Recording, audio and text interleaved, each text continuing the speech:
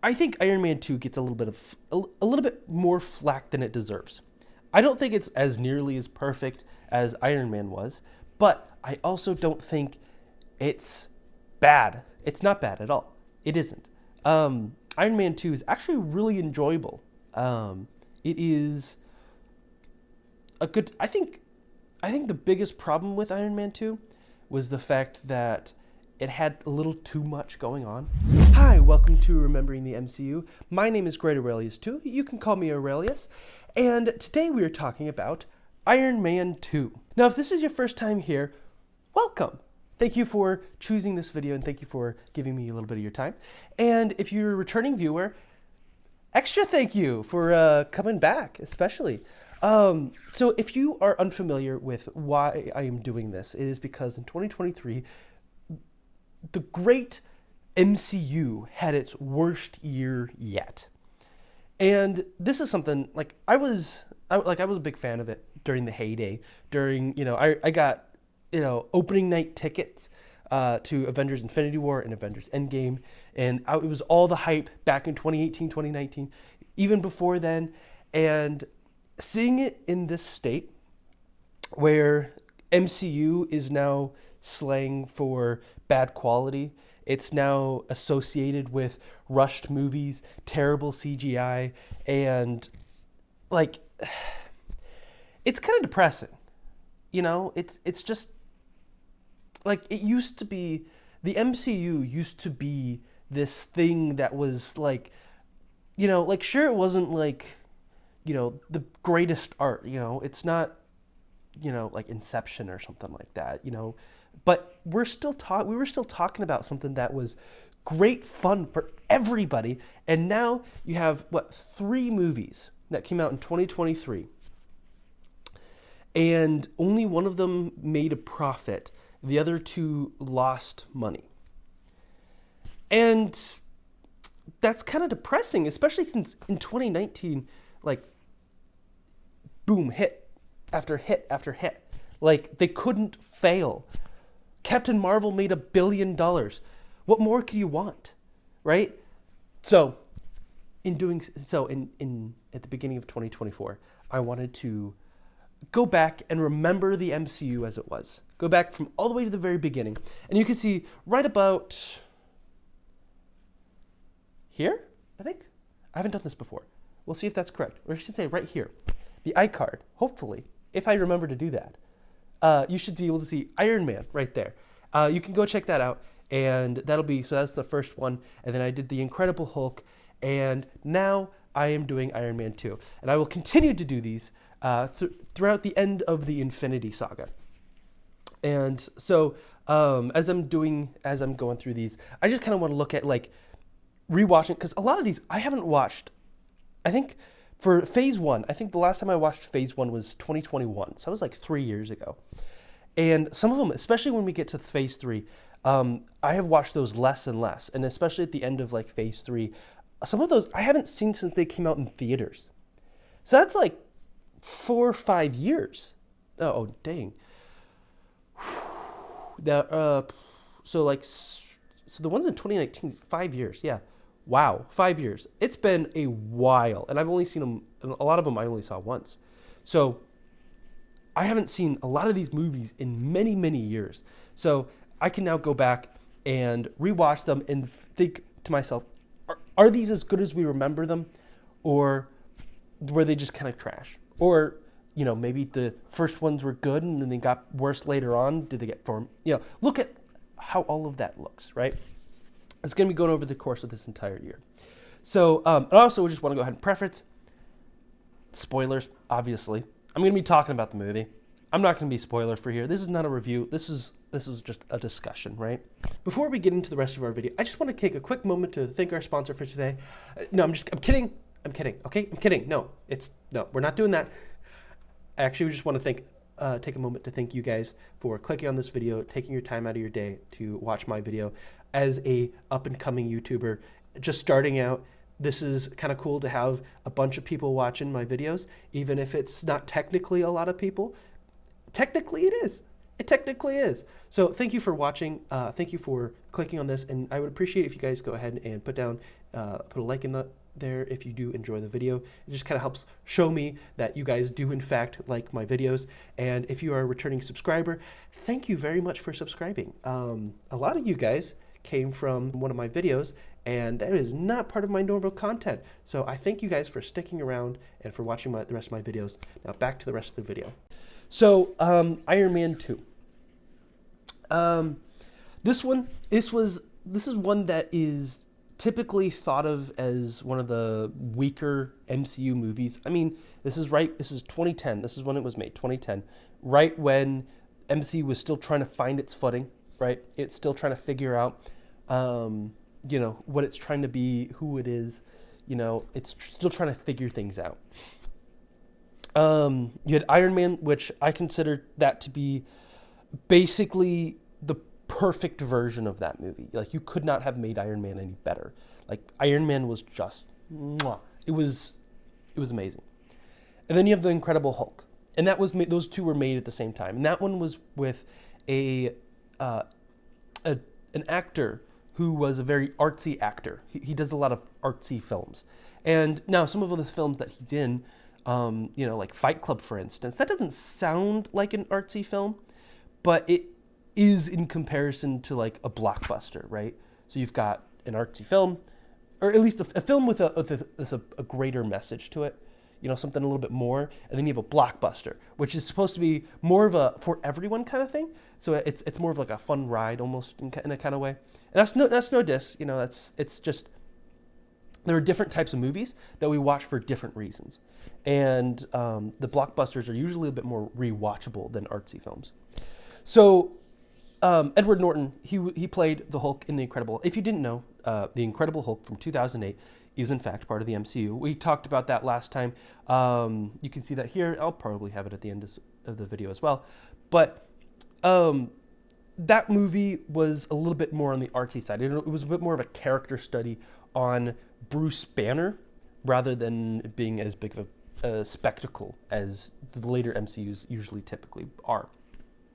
And Iron Man 2, I think Iron Man 2 gets a little bit more flack than it deserves. I don't think it's as nearly as perfect as Iron Man was, but I also don't think it's bad. It's not bad at all. It isn't. Iron Man 2 is actually really enjoyable. It is a good. I think the biggest problem with Iron Man 2 was the fact that it had a little too much going on. Let me think here. So you had Justin Hammer, you had Whiplash, you had Tony Stark is dying, and then you include a little bit of S.H.I.E.L.D. in there as well. And the Tony Stark is dying wrapped up with the S.H.I.E.L.D. stuff. Those two go good together, and then Justin Hammer and Whiplash, those two go good together. So it's kind of hard to figure out. Like I feel like one of those things should have been cut. I kind of think maybe getting rid of Justin Hammer's bit and just kind of focus more on Whiplash. I think that would have been a much better idea, because it really felt like there was a lot there.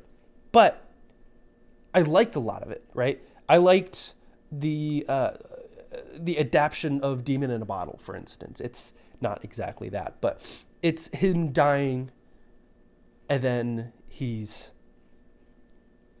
he's doing all these things because he's dying, right? He makes Pepper CEO. He gets drunk at his birthday party and causes does a lot of really reckless things, and he's doing all these things because he thinks he's dying.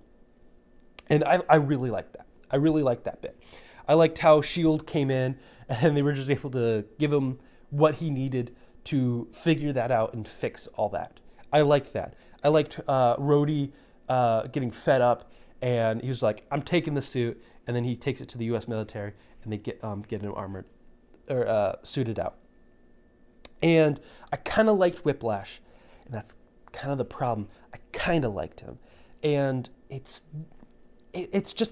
was a weaker bit. it was a weaker part of the story. Whiplash just wasn't like a huge presence throughout the most of the movie. Most of the movie just kind of focuses on the demon in the bottle bits, the roadie bits, all of those bits, but it doesn't focus on Whiplash. So let's talk about some characters. I did kind of mention already a few characters, and some of them didn't really stand out too well. Justin Hammer, for instance, I think I was kind of pretty much ignoring him almost. Justin Hammer, he is kind of the side presence. He's kind of a fun character to have because he's kind of like the alternate of Tony Stark, right? He's a different. He's like a mirror opposite of Tony Stark in a sense. And I think he's a fun character to have.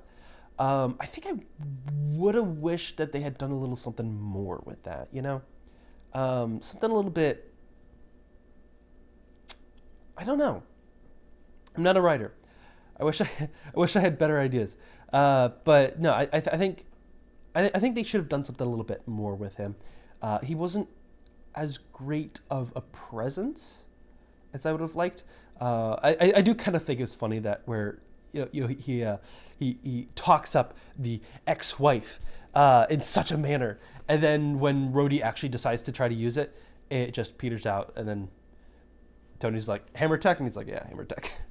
And they're like, okay, so stuff is usually kind of defective.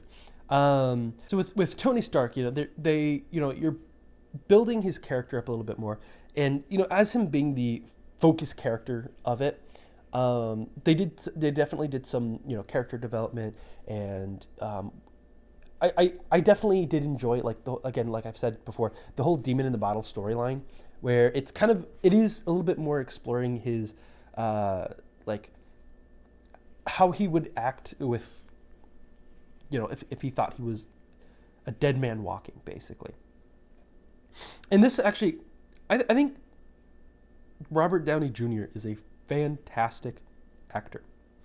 I've seen a few movies in him outside of just being Iron Man. I think the most notable one, Oppenheimer. The guy brings his acting chops, and I think especially within the MCU, you definitely get a lot of those where you see like kind of this this confidence with an underlying of like worrying and panic, a lot of times. Like I think Civil War and Captain America Civil War and Avengers Age of Ultron, and especially when you get to stuff like Avengers Endgame, where you have like in Avengers Age of Ultron, he gets this vision of all the Avengers dead, and I think it was Cap. I can't remember who it was. Again, it's been a long time since I've seen that movie. It's like could have saved us, and he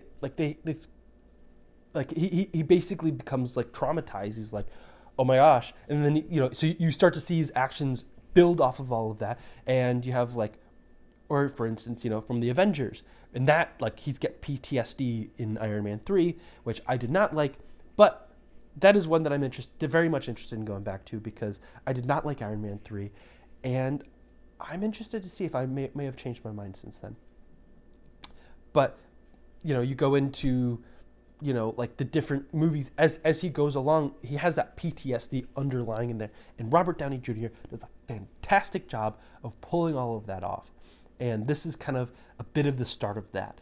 And just Robert Downey Jr. is great at doing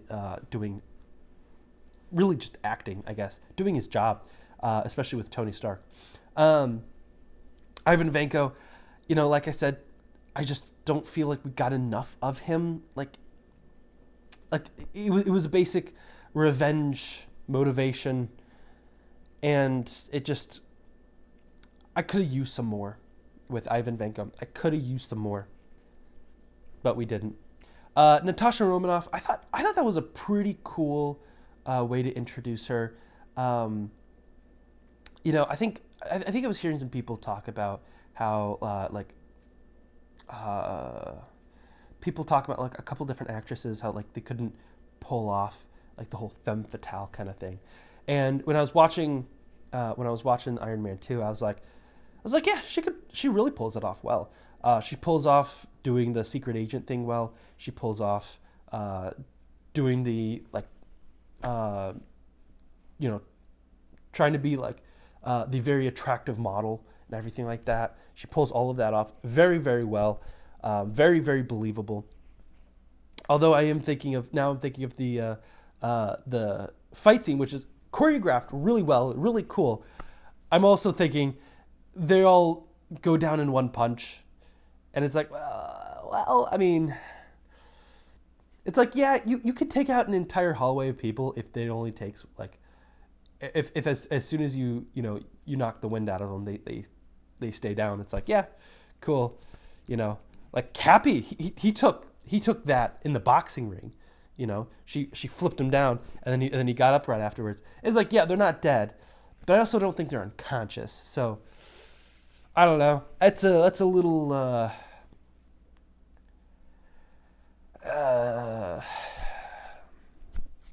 little tough to believe, but it's one of the coolest sequences. It is by far probably the most memorable sequence from Iron Man 2, is that sequence, hallway sequence with Black Widow. So it is something that definitely is great that it's in there, but is it very believable?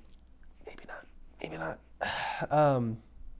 So let's talk about the MCU box office. So if you've watched the ending part of the videos, if any of the other two remembering the MCU videos, I've been going through the box office of the three 2023 MCU movies and comparing that to the box office of the movie I'm talking about. So the three movies we have are Ant-Man and the Wasp: Quantumania, Guardians of the Galaxy Volume 3, and The Marvels. Now, if you have heard anything about those movies, you've probably heard is that Guardians of the Galaxy did good, but Ant-Man 3 and The Marvels, they were bombs, big bombs, terrible, did bad at the box office. Well, what I wanted to do is I want to compare what the box office of these movies are, so you can kind of get a bit of a taste and know kind of like what some of these numbers mean, and understand why some people say what they say about these box office numbers, right? So the first, let's start off with the numbers of these movies, then I'll kind of try to explain what they mean. So Ant-Man and the Wasp: Quantumania, it made $476 million at the box office with a budget of $200 million. Guardians of the Galaxy Volume 3 made $845 million at the box office with a budget of $250 million. And The Marvels made $205 million with a budget of $275 million. Now, the question you might be asking yourself is, it sounds like The Marvels is the only one that lost money. I mean, it made $70 million less than it made at worldwide box office, so what's the big deal? And then also, or you might also be wondering, okay, so, and if especially since, Guardians of the Galaxy Volume 3 made $845 million, Captain Marvel, back from 2019, made $1 billion, and so you might be thinking to yourself, especially if you heard like those numbers back in like 2017, 2018, where you hear this Marvel movie made $1 billion, Black Panther made $1 billion, Captain Marvel made $1 billion, you might be thinking $1 billion is supposed to be the norm, right? It's not. $1 billion is insane, right? It's $1 billion, right? $476 million is a lot of money. Don't forget that, okay? This is something, or this is kind of like it's a kind of comparative thing, right? $476 million. For comparison, if any of you guys have heard anything about like John Wick Chapter 4, which released in 2023, it made like $450 to $470 million, somewhere around that range. That was a success when it only made like $400 some million, right? Or you might have, for instance, Five Nights at Freddy's, which also released in 2023. That made $200 million, something along those lines, 200 to $300 million, somewhere around that range. And that was very profitable. Actually, it made that much money while also releasing on Peacock at the same time. If it didn't release on Peacock, it might have gone up to $300-400 million. Well, why are those movies successes? Why are Ant-Man and the Wasp: Quantumania is a failure? And here's the reason. It comes down to a budget. The budget of a movie. So if you want to give simplistic math to roughly and very, very roughly estimate how much a movie makes, you take what some people would call like a 2.5 rule, right? You take the budget, so let's say Ant-Man and the Wasp: Quantumania, multiply that 2.5 times, that's $500 million, and that's what the movie has to make to break even. And what we're calculating in there is, so when a movie is out in theaters, right, the theater takes half, and then the studio gets half. That's rough, again, very rough estimates. That's how you're putting it in there. And then you also have to have a marketing budget, and then you just take half the budget of the movie and say that's for marketing, and there you go. That's your 2.5 times. So by that logic, $200 million budget, $476 million, it is roughly $24 million short of that very rough math. Guardians of the Galaxy Volume 3, 250, multiply that 2.5 times, $625 million. It made $845 million. Great, profit, nice. Now, I also will preface, these movies can be profitable by other means. It doesn't have to be just in the theatrical window. It can become profitable elsewhere. Like Ant-Man and the Wasp: Quantumania, if it only lost $24 million, then it can make that money back in like physical media sales. It can turn a profit. Okay. And then the Marvels, $205 million with a budget of $275 million. With that, you'd need to go 556, maybe rough. I'm going to say roughly $700 million, $750 million, something around that is what you need on estimate. I am not doing the math completely correctly, but yeah, so it lost like probably roughly, I would say $160 million to $170 million is probably roughly what it lost. Yeah, that is an utter disaster. $200 million on a budget of $275 million. That is an utter disaster. Now, also, I'm going to go ahead and just kind of briefly compare the box office numbers for Iron Man as well. So I'm going to use the adjusted numbers. So in 2023 dollars, Iron Man made $835 million on a $200 million budget. Profitable. Cool. Awesome. And then Iron Man 2, it made $624 million back in 2010 on a budget of $200 million. In today's money, that is $872 million on a $280 million budget. As it's not nearly as good. It is better than Iron Man, but it's not as good as it could have been. But basically, if you look at it, it's not the most profitable film in the world. It's good enough, I think. With that budget, though, that's where it kind of falters a bit. Again, the budget on Iron Man in 2008 was $140 million. So the budget went up quite substantially. In today's dollars, it went up about $80 million, which is not great. Especially when the profits went up in today's dollars $40 million. So that is a discrepancy that is not fantastic. So Iron Man 2 and Iron Man were still more profitable than even something along the lines of actually Iron Man 2 is actually, in today's money, Iron Man 2 is actually less profitable by a small margin than Guardians of the Galaxy Volume 3. So yeah. Anyways, so if you guys enjoyed this video, thank you for watching, and hope you guys will subscribe so that you will see more of these, and we will see you in the next one. Toodaloo.